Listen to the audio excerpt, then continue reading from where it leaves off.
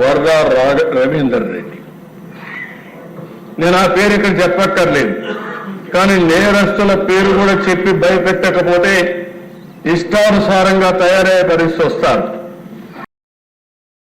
కొన్నిసార్లు మనం కూడా చర్చించాల్సిన బాధ్యత కూడా ఉంది. అతని మీద వైఎస్ఆర్కు పుట్టిన బిడ్డ కాదు, వైఎస్ విజయమ్మ బిడ్డ మాత్రమే. ఇంకా ఉండేటి నేను చెప్పలేని దిశ. ఏం చెప్పాలో నాకైతే అర్థం కాదు. అది నా నోటితో నేను చెప్పే విషయాలు కాదు. ఉచ్చరించడానికి కూడా ఈ అసెంబ్లీలో మంచిది కాదు. ఎలాంటి ఆర్టికల్ అధ్యక్ష అలాంటి వాణ్ణి నిన్న మాట్లాడుతూ అతని పేరుతో వేరే వాళ్ళు పెట్టారని చెప్తారా మీరు? ఒక నాయకుడు బాధ్యత ఇది అంటే ఇంకా వెనకేసుకొస్తున్నావు. అదే షర్మిల నిన్ను కూడా చెప్తా ఉంది. ఎవరైతే ఈ రవీంద్ర రెడ్డి ఉన్నాడో ఇతను నా మీద పెట్టడంలో అవినాష్ రెడ్డి చెప్పారు, వాళ్ళ పిఏ వీళ్ళందరూ ఉన్నారు కాబట్టి అవినాష్ రెడ్డి గారిని కూడా అరెస్ట్ చేయమని వాళ్ళ సిస్టర్ డిమాండ్ చేస్తుంది. ఎవరైతే బాధితురాలు ఆవిడ డిమాండ్ చేస్తే ఈ పెద్ద మనిషి ఇప్పుడు కూడా సమర్థించుకునే పరిస్థితికి వచ్చాడు. ఒక్కరిని గురించి కాదు అధ్యక్ష, ఈరోజు ఎన్ని పోస్టర్స్ అధ్యక్ష. హోమ్ మినిస్టర్, రాష్ట్రంలో హోమ్ మినిస్టర్కే రక్షణ లేకపోతే ఎవరికి ఉంటుంది? ఒక దళిత మహిళ క్యారెక్టర్ అసాసినేషన్ అంటే రౌడీలకు కూడా భయం లేకుండా పోయింది. హోమ్ మినిస్టర్ లెక్కలేదు, డీజీపీ లెక్కలేదు, హోమ్ సెక్రటరీ లెక్కలేదు, డిప్యూటీ సీఎం అని లెక్కలేదు, ఎవరైనా లెక్కలేదు. అంటే ఏంటి విచ్చలవిడతనం? ఏమనుకుంటున్నారు మీరు? ఇంకో పక్కన చూస్తే అధ్యక్ష డిప్యూటీ సీఎం పైన ఏం చెప్పాలి అధ్యక్ష? ఇవి చూస్తే మనసు వికలమైపోతుంది, బాధ కలుగుతుంది, నిద్ర రాదు. మనం కూడా మనుషులమే అధ్యక్ష. ఓసారి ఇవన్నీ చూసినప్పుడు దేనికోసం ఇక్కడికి వచ్చాం, ఏ పరిస్థితిలో వచ్చాం, ప్రజలకు సేవ చేయాలని వచ్చి ఈ అవమానాలు పడడం ఏంటని ప్రతి ఒక్కరు కల్పించదు అధ్యక్ష. మీ మీద ఎంత చేశారు, ఇక్కడ ఉండే ప్రతి ఒక్క సభ్యులపైన చేశారు. అంటే ఒకప్పుడు అధ్యక్ష ఒక పద్ధతి ఉండేది, ఇప్పుడు పద్ధతి లేకుండా పోయింది. ఇష్టానుసారంగా చేసే పరిస్థితికి వచ్చారు. ఇండ్లలో ఉండేవాళ్ళ పైన, ఆడబిడ్డల పైన ఇష్టానుసారంగా కామెంట్లు పెట్టేయడం, ఇష్టానుసారంగా పోస్టులు పెట్టేయడం, ఆ పోస్టు తిరిగి వాళ్ళకి మళ్ళా పంపించడం. అంటే ఎక్కడికి పోతున్నారని అడుగుతున్నా.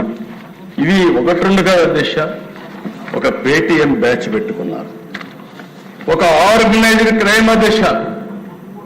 ఈరోజు మీరు చూస్తే ఒక YSR Congress Party AP digital corporation government organisation, ఇందులో మొత్తం వేల మనుషులను పెట్టి ఒక హైరార్కీ తయారు చేశారు.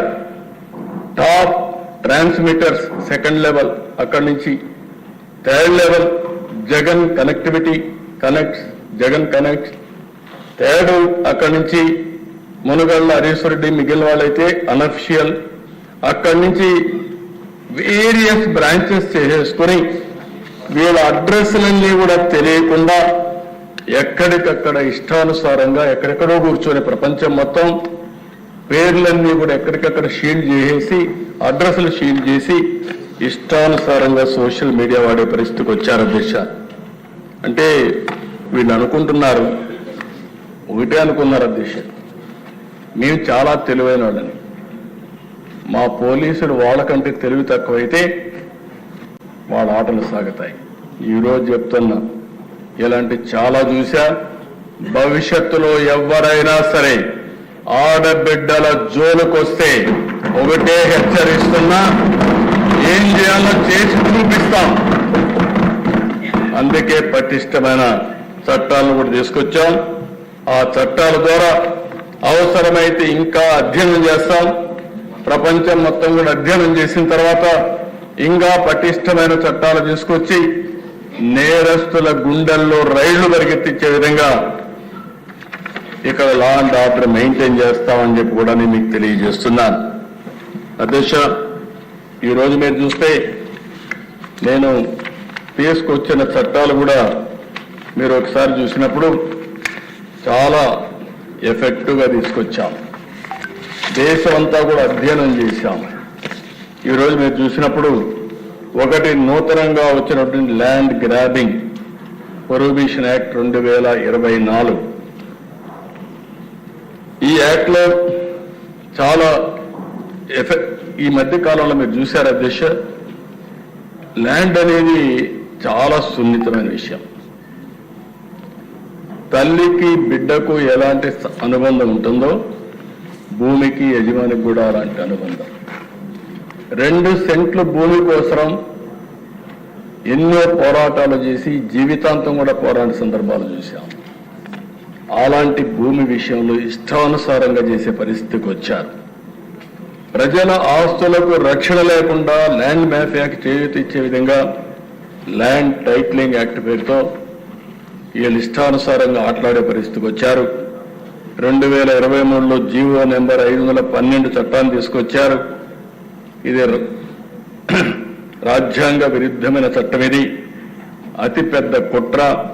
ప్రతి ఒక్కరి భూమి వీళ్ళ చేతుల్లో పెట్టుకొని వాళ్ళని ఆడించాలని చెప్పి ప్రయత్నం చేశారు.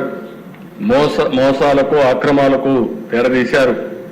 నేనైతే దేశ ప్రజా చైతన్యం కోసం పోయినప్పుడు ఈ చట్టాన్ని నా జీవితంలో ఎప్పుడు కాల్చలేదు, కానీ పబ్లిక్ మీటింగ్లో దాన్ని కూడా తీసుకొని చించి ప్రజలకు ఎడ్యుకేట్ చేయాల్సిన పరిస్థితి వచ్చింది. ఒక స్థాయిలో అయితే ఈ నల్ల చట్టాన్ని కాల్చి ప్రజా చైతన్యం కోసం ముందుకు పోయే పరిస్థితికి వచ్చిందంటే ఎంత భయంకరమైన చట్టమో మనం గుర్తుపెట్టుకోవాల్సిన అవసరం ఉంది. ఇందులో అధ్యక్ష జ్యుడిషియరీ పవర్స్ అన్ని తీసేశారు. ఎవరైనా సరే వీళ్ళ ఇష్టానుసారంగా మీరు చూస్తే సెక్షన్ 38 సివిల్ జడ్జిల అధికారం అన్ని రెవెన్యూ ఆఫీసర్లకు ఇచ్చేశారు. ఇంకొక పక్క ఏ వ్యక్తినైనా సరే ల్యాండ్ టైటిలింగ్ ఆఫీసర్గా పెట్టుకోవచ్చని సెక్షన్ 5(1) అంటే వాళ్ళ ఇంట్లో సాక్షిలో పనిచేసే గుమస్తాలందరూ కూడా ల్యాండ్ టైటిలింగ్ ఆఫీసర్స్ అయిపోయే పరిస్థితికి వచ్చింది. అంత మునుపు డిజిటల్ కార్పొరేషన్లు ఎట్లయితే ఇష్టానుసారంగా పెట్టి పోస్టులు పెట్టారో అదేవిధంగా ఇక్కడ ఈ చట్టంలో తీసుకొచ్చారు. రెవెన్యూ రికార్డులో భూ యజమాని పేరు మార్పు చేయాలంటే వారికి నోటీస్ కూడా ఇవ్వాల్సిన పని లేదు. ఏదైనా జరిగితే హైకోర్టుకు పోవాలి. మామూలు వ్యక్తి ఏదైనా జరిగితే హైకోర్టుకు పోవాలనే పరిస్థితి వస్తే ఎక్కడైనా సాధ్యమని నేను అడుగుతున్నాను. ఇంకో పక్కన దేశ ఇక్కడ సెక్షన్ 5 టైటిల్ రిజిస్ట్రేషన్ ఆఫీసర్ నియామకం గురించి ఏ వ్యక్తులైనా టీఆర్ఓగా నియమించుకోవచ్చని చెప్పే పరిస్థితికి వచ్చారు. సెక్షన్ 11 ప్రకారం టైటిల్ రిజిస్టర్లో పేరు చేర్చే వ్యవహారంపై తలెత్తే వివాదంపై ఎల్టీపీఓ ఇచ్చిన ఉత్తర్వులపై హైకోర్టు మాత్రం ఎంక్వైరీ చేస్తని పెట్టే పరిస్థితికి వచ్చారు. ఇవన్నీ చూసిన తర్వాత ఆ రోజు హామీ ఇచ్చిన తర్వాత నేను మొట్టమొదటిసారిగా ముఖ్యమంత్రి అవతాన్ని సంతకం పెట్టి ఈ చట్టాన్ని రద్దు చేశాం. చట్టాన్ని పూర్తిగా చేసే పరిస్థితికి వచ్చాం. కానీ అధ్యక్ష ఆ మధ్య జరిగిన అవకతవకలు మాత్రం మేము ఏం చేయలేకపోయాం. ఈరోజు మీరు చూసే అధ్యక్ష మామూలు 1-2 కేసులు కాదు, ఇటీవల నా దగ్గరకు వచ్చే గ్రీవెన్సెస్ అన్ని వస్తున్నాయి. 8,305 గ్రీవెన్సెస్ వస్తే మా దగ్గర రికార్డులను వస్తే అవి వెరిఫై చేస్తే దగ్గర 22Aకి సంబంధించిన కేసులు, భూ కబ్జాలు మొత్తం కూడా ఇవే వచ్చే పరిస్థితికి వచ్చింది. ఇవి చాలా భయంకరంగా ఈ చట్టం తీసుకొచ్చే పరిస్థితికి వచ్చారు. ఎందుకే అధ్యక్ష ఈరోజు మీరు చూసినప్పుడు ఇవన్నీ చూసిన తర్వాత ఈరోజు నేను ఒకటే ఆలోచించా, కఠినమైన చర్యలు ఉంటే తప్ప ఇది సాధ్యం కాదనే ఉద్దేశంతోనే ఒక పటిష్టమైన యాక్ట్ తీసుకొచ్చాం. ఇది ఈరోజు రాష్ట్రంలో మేము చూసిన తర్వాత మొత్తం దేశంలో ఉండే అన్ని రాష్ట్రాలు కూడా అధ్యయనం చేశాం. అన్ని అధ్యయనం చేసిన తర్వాత గుజరాత్, మహారాష్ట్ర, ఏవైతే ప్రోగ్రెస్ రాష్ట్రాలు ఉన్నాయో అన్ని అధ్యయనం చేశాం. అధ్యయనం చేసిన తర్వాత ఈ చట్టం తీసుకొచ్చాం. ఈ చట్టంలో ఎక్కడైనా సరే గ్రామీణ ప్రాంతాల్లో, పట్టణ ప్రాంతాల్లో ఎక్కడ భూమి కబ్జా చేసినా ఈ చట్టం అమలవుతుంది. ఈ చట్టం దానికి అప్లికేషన్ అవుతుందని చెప్పి కూడా నేను మీకు తెలియజేస్తున్నా. ఇప్పుడు ఆపరేషన్ లేకుండానే మోకాళ్లకు ప్లాస్మా ట్రీట్మెంట్. మీ ఆర్థోపెటిక్ సమస్యలన్నిటికీ రోబోటిక్ టెక్నాలజీ ద్వారా తక్కువ ఖర్చుతో శాశ్వత పరిష్కారం. Free consultation. ప్రతి ట్రీట్మెంట్ పై 20% డిస్కౌంట్. ఈ ఆఫర్ కొద్ది రోజులు మాత్రమే. త్వరపడండి. V9 hospitals 9281465842.